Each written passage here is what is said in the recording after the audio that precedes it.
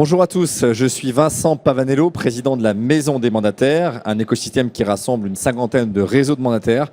Ces réseaux de conseillers immobiliers que vous connaissez bien maintenant, qui font le même métier et la même fonction que les conseillers en agence. Simplement, ils le font sans lieu physique pour recevoir le client, ils le font de chez eux. Et deuxième différence notoire, la plupart et même l'intégralité des conseillers sont indépendants, là où on a un mix en agence. Je fais cette comparaison parce qu'il va être beaucoup question de cette comparaison entre les agences dites traditionnelles, sans leur faire offense, et puis les réseaux dits de mandataires.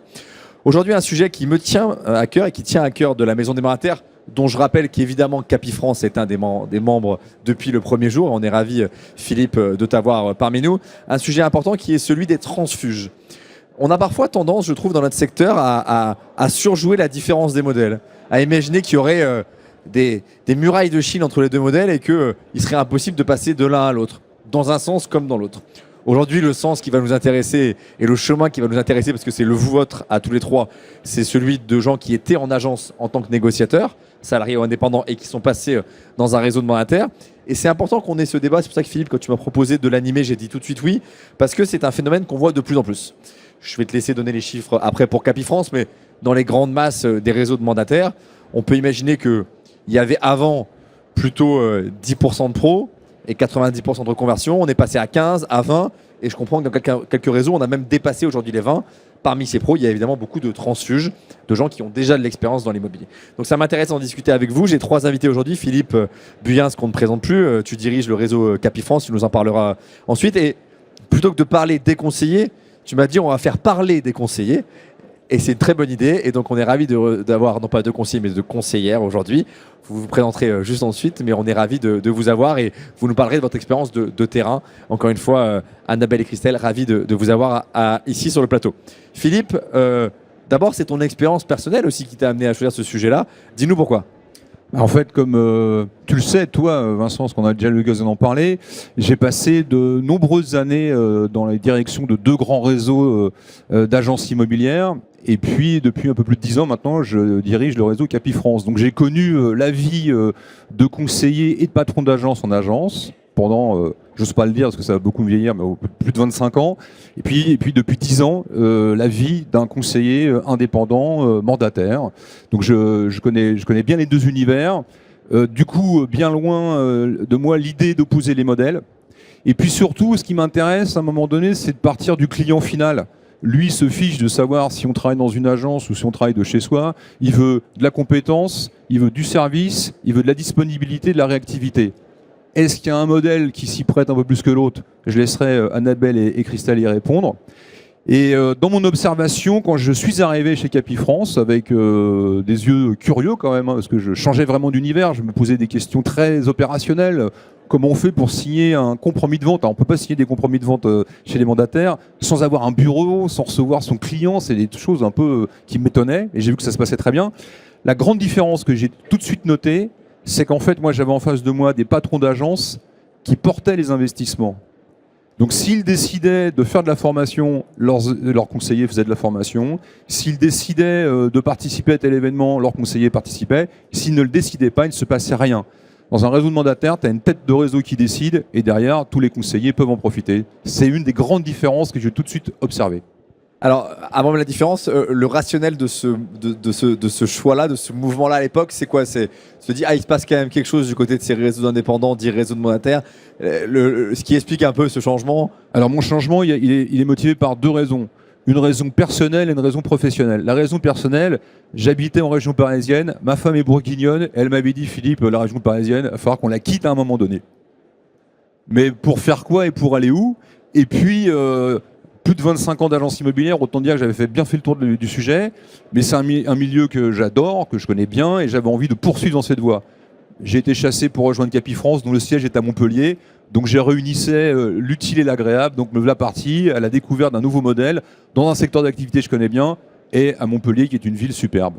Super, bon, désolé pour ta femme puisqu'on t'a fait revenir à Paris pour le rent, donc voilà, tu reviens à tes premiers amours franciliens. Annabelle, peut-être pour commencer, peut-être réagir à ce qu'a dit Philippe, mais surtout nous partager ton parcours à toi. Combien de temps en agence, depuis combien de temps chez Capifrance, et puis pourquoi ce switch, pourquoi ce mouvement? Alors moi, je voulais faire de l'immobilier, je suis autrice de métier et dans la communication. Et je voulais faire ce métier depuis de très longues années. Mais Tu es basé où, pardon? je suis à côté de Clermont-Ferrand, à côté de Volvic. Auvergnat comme moi. Exactement. Enfin, je suis pas auvergnate, mais j'y ai atterri en tous les cas. Et je voulais faire de l'immobilier autrement. J'avais une idée très arrêtée sur la façon dont j'allais travailler. Je voulais faire du sur-mesure immobilier, vraiment, avec un vrai business model que je m'étais inventé. Et je suis rentrée par hasard dans une franchise, dans une agence franchisée, très à la mode à cette époque-là. C'était en 2017. Et je suis rentrée en tant que conseiller indépendant, avec un statut d'auto-entrepreneur. J'ai beaucoup appris parce que le franchisé aussi d'ailleurs, puisqu'il commençait l'immobilier, il n'en avait jamais fait non plus, donc en même temps que moi finalement. Et j'ai vite démarré, ce qui était une grande chance. J'ai appris à rédiger des compromis parce que même si en tant que conseiller indépendant, on ne peut pas tenir de compromis, on en faisait signer, donc j'en donnais lecture. J'ai aidé aussi à les rédiger. Et puis ensuite, pour des raisons personnelles, d'ego, divers et variés, du non-investissement dont Philippe parlait tout à l'heure, j'ai souhaité partir et être vraiment indépendante et me lancer dans l'entrepreneuriat pur et dur pour mon business à moi. Au bout de combien de temps donc en agence? 2 ans. Donc 2 ans en agence où tu as beaucoup appris? 2 ans où j'ai beaucoup appris de moi-même et du terrain. Oui.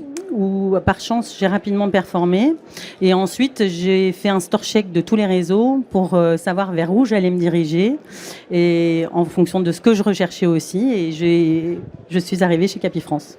J'ai envie de te poser la question tout de suite, pourquoi Capifrance, puisque tu as fait ce benchmark de l'ensemble des réseaux, ce que d'ailleurs, je parle au nom de la maison des mandataires, on recommande plutôt de faire. Enfin, c'est plutôt une bonne idée de se renseigner, et le premier réseau que vous rencontrez, il n'y a pas tellement de raisons que ce soit le bon.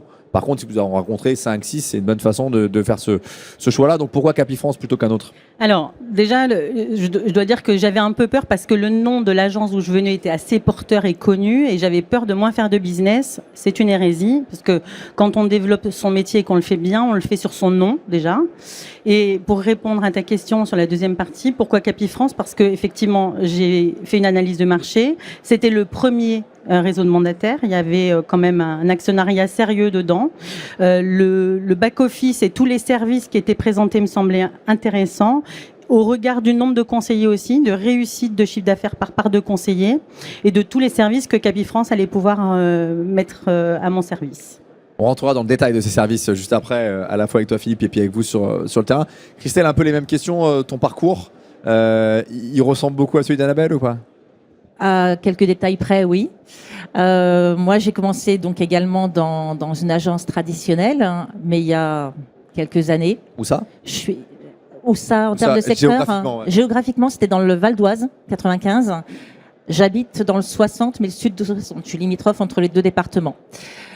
Donc, Vexin français, ce que les Parisiens aiment bien.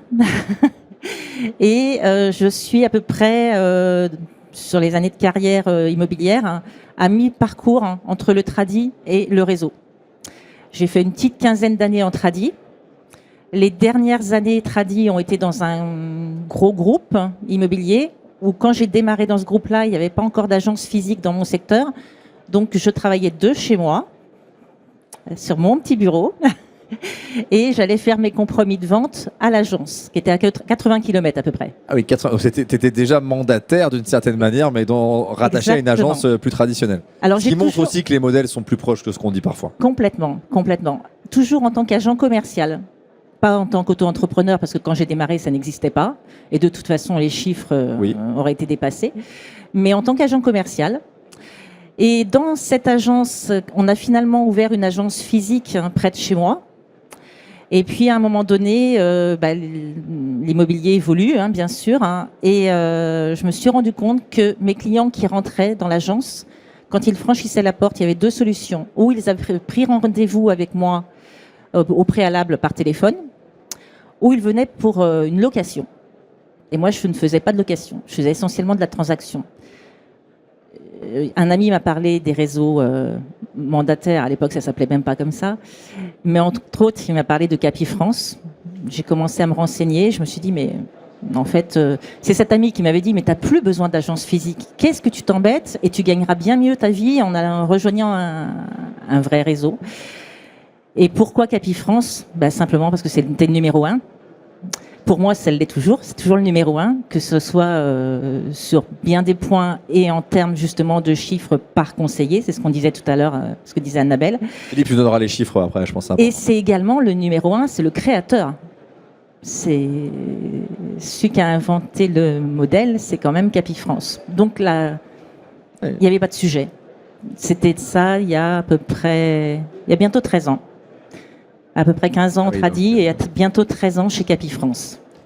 Merci pour ce témoignage. On reviendra après plus en détail. Je connais bien le fondateur historique de Capifrance. Je peux témoigner effectivement du côté précurseur qui était le sien. Je ne sais pas s'il est parmi les dans le Rennes. Je ne crois pas qu'il vienne à ce type de salon. Il vit maintenant un peu loin. Il est aux Philippines là. Il est aux Philippines, mais on le salue et on pense à lui dans ce moment où les réseaux ont atteint une forme de maturité. Philippe, peut-être si tu veux réagir à ce que tes conseillers ont dit. Et puis l'exercice que je voulais faire avec toi, Capifrance attire les pros. La preuve par l'exemple, la preuve dans les chiffres. Et en même temps, c'est quoi les arguments que tu mets en avant? C'est quoi les outils que tu mets en avant? C'est quoi les solutions que tu mets en avant? Imaginons en faisant un jeu de rôle, moi je suis un conseiller un peu comme Christelle ou Annabelle il y a quelques années, j'hésite à rester en agence ou à venir dans un réseau comme Capifrance. C'est quoi les arguments? Et allez, la question qui fâche un peu peut-être, dans l'ordre des arguments, l'argument financier vient tout de suite ou il vient plus tard? À mon avis, il vient plus tard parce que l'élément financier, c'est la conséquence des moyens que je vais te donner pour réussir. On sait que il y a une concurrence très agressive au sein même des réseaux de mandataires. Et si on fait la course à la rémunération, allez vite gagner, suivi du je te donne 100% et tu as l'impression que tu as tout gagné. La question, c'est quels sont les moyens dont tu vas disposer pour réussir dans ton métier? A fortiori dans le marché actuel qui est plus compliqué, de quoi tu as besoin? Si tu es un vrai pro, tu n'as pas forcément besoin de formation. On va dire que tu connais ton métier, encore que le métier évolue, la législation évolue. Et chez Capifrance, tu as la possibilité d'ouvrir à tous les métiers de l'immobilier, ancien, neuf, commerce, viager. Ce n'est pas toujours le cas dans une agence immobilière. Petit 1. Petit 2, la puissance de la diffusion. Aujourd'hui, on a besoin d'avoir des contacts acquéreurs, on en manque, donc on ne peut pas faire de l'économie sur la diffusion. Et je pense que dans les agences immobilières aujourd'hui, et je suis embêté de dire ça avec à côté de Se Loger, Le Bon Coin et bien ici, la facture est quand même très très salée. Et aujourd'hui, augmenter la diffusion avec les tarifs proposés, c'est complètement impossible. Donc on va plutôt baisser, on a tendance, les agences ont plutôt à baisser la voilure en termes de diffusion, là où nous, on baisse rien du tout. Au contraire, tu as un effet de taille, tu as une économie très importante. Ensuite, tu vas bénéficier du maillage aussi, parce que tes clients, ils n'habitent pas forcément là où tu habites. Ils bougent, la mutation géographique fait partie, la mobilité fait partie des transactions, des motivations de transactions. Donc tu vas avoir un réseau, tu vas pouvoir envoyer tes clients et faire du business additionnel. Et puis évidemment, in fine, tu auras une rémunération sans doute très supérieure à celle que tu as dans ton agence. C'est dans cet ordre-là. Ouais. Ok. Et alors sur les chiffres, à la fois sur les chiffres, il y a deux chiffres que j'ai envie de te demander. Le fait que Capifrance soit le réseau dans lequel le chiffre d'affaires par conseiller est un des plus élevés, le plus élevé, c'est intéressant peut-être que tu rendes ça très concret, voilà, tu l'explicites. Et puis deuxièmement, la part des professionnels qui vous rejoignent, donc assez convaincus par les arguments que tu viens d'énumérer. Donc en 2023, c'est 30% de nos recrutements qui proviennent de pros. Combien c'était avant ? On était à 10, et c'est exactement les ce que chiffres je disais tout à l'heure. Okay. 10, 15, 20, là on est à 30, mix agence immobilière ou autre réseau. Pour être très clair là-dessus, parce qu'il y a des gens qui nous écoutent qui ne sont pas forcément hyper familiers de l'écosystème, ce qu'on est en train de dire, c'est que quand il y a 10 nouveaux conseillers chez Capifrance, il y en a 3 qui ont déjà fait de l'immobilier en agence ou dans un réseau, et 7 qui sont en reconversion. Absolument. En ce qui concerne la performance moyenne, si je fais un calcul très simple, je prends le chiffre d'affaires de Capifrance, je le divise par le nombre de conseillers, donc je prends Christelle qui est chez nous depuis 13 ans, et puis je prends Jean-Claude qui est arrivé la semaine dernière, donc lui qui a fait 0. Quand je divise, on est à pratiquement 50 000 € de chiffre d'affaires moyen par an, mais là je prends toute la population. Bien sûr. Si je prends la population à partir de 3 ans, où là on se dit ça y est, je commence à connaître un peu mon métier, on est à 120 000 €.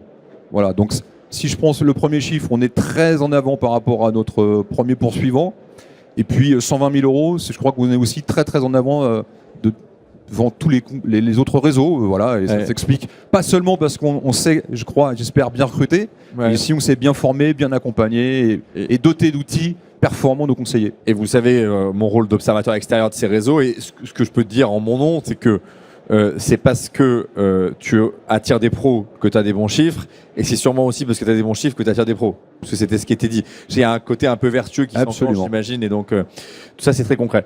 Annabelle, peut-être une question entre ta vie d'avant en agence et ta vie en réseau. Qu'est-ce qui est mieux ? au-delà de la rémunération qui est plus importante, même si tu peux nous en dire un mot aussi, qu'est-ce que, quand tu compares les deux mondes, tu en as donné quelques exemples, mais si tu peux illustrer, tu parlais des outils par exemple, tu as plus d'outils aujourd'hui que tu avais avant, et si oui, c'est quoi les quelques outils dont tu as envie de parler? Voilà. Qu'est-ce qui s'est amélioré dans ton quotidien professionnel? Alors d'abord, c'est incomparable parce que en agence, même si justement dans les nouveaux business models d'agence, il y a beaucoup d'agents commerciaux en fait, il n'y a pas forcément de formation. En tous les cas, moi, j'en avais pas reçu ni on m'avait proposé, donc il n'y avait pas cet accompagnement-là. Donc je me suis quand même auto-formée jusqu'à ce que j'arrive chez Capi où j'ai en plus complété en termes de formation. Je pense que de toute façon, la base de ce métier, c'est la curiosité personnelle et l'envie de se former continuellement tout au long de sa vie professionnelle. Donc ça, c'est la première des choses. Donc là, d'un point de vue formation, chez Capi, j'ai exactement trouvé ce que je cherchais. La deuxième chose, on en a parlé, c'est le niveau de rémunération. J'avais quand même l'impression, quelque part, que au regard parfois des frais qu'une agence a, qui sont indéniables, ça se répercutait de façon très importante sur mon travail. Tu peux l'expliciter en disant, dans les grandes masses, ce que tu touchais en pourcentage avant et ce que tu touches maintenant? Ouais, c'est-à-dire qu'auparavant, en agence, j'étais en rentrant et en sortant le mandat, uniquement en exclusif, j'étais à 34%. 34%. 34%. Aujourd'hui, j'arrondis à 35%. Voilà, aujourd'hui, en fin d'année, chez Capi, je suis à 100% de ma rémunération. Et sur les premières ventes? Sur les premières ventes chez Capi France, 85%. Donc tu commences à 85%. Donc ouais. En gros, pour prendre les grandes maths, tu es passé de 35 à 85 plus. Ouais. Puisqu'en fait, on n'a pas le temps forcément d'entrer dans ce détail-là, mais chez Capi France, plus vous faites de ventes, plus la part que vous captez sur chaque vente. Exactement. Et là, je comprends que tu as fait une très belle année. Bravo, c'était pas si simple. Merci. À la fin, tu es à 100%. Donc quand tu compares là, c'est au moins x2 sur les premières ventes et presque x3 sur les autres. Ça change la donne, ça change sa façon de travailler, ça change aussi qu'aujourd'hui je suis chef d'entreprise, Capi est un soutien. D'abord j'adhère vraiment au groupe, à l'image et j'aime aussi, ça va faire 5 ans que je suis chez Capi et je me suis créé vraiment un groupe d'amis chez Capi que j'aime retrouver souvent parce que met en place le réseau, des journées Excellence Plus, des voyages et des challenges que j'apprécie, qui sont très motivants. On a les moyens de se payer des voyages, mais on est quand même dans le challenge parce qu'on a envie de retrouver ses petits copains au voyage, donc c'est important. Et ça, c'est pas tous les réseaux qui le mettent en place. Dans le réseau de l'agence où j'étais, la convention était payante, elle ne l'est pas chez Capi, par exemple. Donc cet effort-là est fait. Et en fait, évidemment, tout le back-office, tout ce qui est juridique, publicité et force de diffusion, parce que effectivement, je me suis rendue aussi chez Le Bon Coin, chez Bien Ici, etc., parce qu'on est quand même les clients. Aussi, utilisateurs au final, même s'il y a un groupe en interface. Et je pense que la force de diffusion est essentielle. Quand je vais chez un client aujourd'hui, je lui dis en agence, la différence, c'est que de toute façon, plus aucun client ne choisit sa maison en poussant la porte d'une agence, ou il y en a encore, mais en tous les cas, même s'ils vont en agence, dans un premier temps, ils choisiront a priori leur maison de leur canapé sur une tablette ou sur un téléphone. Très juste, très bon exemple. Je vois que le temps passe et on me fait savoir qu'il va falloir conclure. Donc, 2 dernières questions, une pour toi Christelle, une pour toi Philippe, qui appellent des réponses courtes et après je conclurai. Christelle, c'est un peu la même question mais tournée différemment. Il y a beaucoup de gens qui nous écoutent ici et qui nous écouteront et qui regarderont cette vidéo en replay qui sont en agence. C'est quoi le conseil que tu leur donnerais ou les conseils? C'est quoi? C'est renseignez-vous. Déjà d'arrêter d'attendre. Parce que l'agence Tradis, c'était très bien. Mais aujourd'hui, l'évolution, c'est ce que je vous disais, Annabelle le disait très bien, la publicité, les clients, ils vont chercher leur maison depuis leur canapé et non pas en allant au marché. D'ailleurs, ils vont plus au marché, souvent ils feront des drives, donc les vitrines, c'est Internet. Donc oui, comparer les réseaux, bien sûr, c'est ce qu'on disait aussi, mais alors comparer réellement. Vraiment idéal. Rencontrer des mandataires. Rencontrer des mandataires, ça me paraît indispensable. Rencontrer des mandataires. Ok, oui, ça c'est un très bon point. Et ça, Philippe, tu concluras là-dessus. Vous allez sur le site Capi France, vous pouvez parler à des gens chez Capi France, vous allez sur vous avez accès aux mandataires à côté de chez vous, vous pouvez les appeler, pas pour vendre votre logement, mais pour éventuellement rejoindre le réseau, c'est possible. Dernière question pour toi, Philippe. Merci, mesdames, pour ces témoignages de terrain très utiles. Philippe, on a parlé en général de ces transfuges. Dans le contexte actuel, pour toi, ça fait encore plus de sens. En gros, je fais un peu moins de ventes, donc autant aller dans un réseau où j'ai une rémunération un peu supérieure, où je suis aidé. Et c'est le mot de la fin, ça appelle une réponse. Ouais, mais en fait, Christelle disait ne pas attendre. Quand tout va bien, on se remet pas en question. Là, le contexte nous oblige à revoir nos modèles. C'est valable pour nous aussi. Donc, c'est certain qu'en agence aujourd'hui, quand je compare ma rémunération dans un marché où j'ai fait peut-être moins 20, moins 25% de transactions, où mon patron vient de se séparer de l'assistante et baisse la voilure en termes de diffusion, l'avenir est peut-être plus compliqué. Donc, c'est forcément propice à un changement. Un tout petit mot, parce qu'on parle beaucoup des conseillers, Bien sûr. mais on accueille aussi des patrons d'agence. Et aujourd'hui, on rencontre des patrons d'agence qui se disent « Moi, je me libère de charges fixes très élevées, du management d'équipe qui est parfois complexe, mais j'hésite à rejoindre un réseau de mandataires parce que je ne vais pas pouvoir recréer de la valeur. » Et chez Capifrance, comme tu le sais, on a lancé un programme de constellation. Ces constellations permettent de créer son équipe, donc je retrouve le côté management, mais plus cool. J'ai plus une assistante avec le salariat à gérer, etc., etc. Et puis si je me monte une belle équipe et qui produit, je pourrais céder mon contrat, donc je crée de la valeur comme un fonds de commerce, comme quand j'étais entrepreneur de mon agence immobilière. Merci Philippe. Donc les négociés salariés sont bienvenus chez Capifrance, les agents co sont les bienvenus chez Capifrance, les directeurs d'agence sont bienvenus chez Capifrance, et puis les gens en reconversion restent bienvenus chez Capifrance. Absolument. N'oublions pas que nous tous qui faisons l'immobilier, on a à un moment donné fait autre chose, on Bien a sûr, commencé forcément. par en faire. Donc en fait, on est tous des reconvertis, on va dire. Donc merci à vous. Petit point plus personnel, je ne sais pas si vous vous en rappelez, mesdames, ou toi si Philippe tu t'en rappelles, mais la première fois que je suis intervenu dans une convention d'un réseau de mandataires, la première fois que j'ai rencontré des mandataires en vrai, c'était une convention Capifrance à Lille. Oui. Je pense que c'était en 2020, voilà. Je m'en souviens avec plein d'amis et donc c'est un très bon souvenir pour moi et c'est là que j'ai vu la dynamique et l'énergie qu'il y avait dans votre réseau et que j'ai retrouvé aussi parfois dans d'autres réseaux, mais en tout cas dans l'écosystème des mandataires. Donc ça faisait encore plus de sens pour moi d'animer cette table ronde. Merci de me l'avoir proposé, cher Philippe. Merci d'être intervenu. Merci à Christelle. Merci à Annabelle. Merci Vincent. Vous pouvez retrouver cette vidéo sur, je crois, YouTube, enfin sur tous les réseaux. Et merci à vous de nous avoir écoutés. À très vite. Salut Vincent, merci.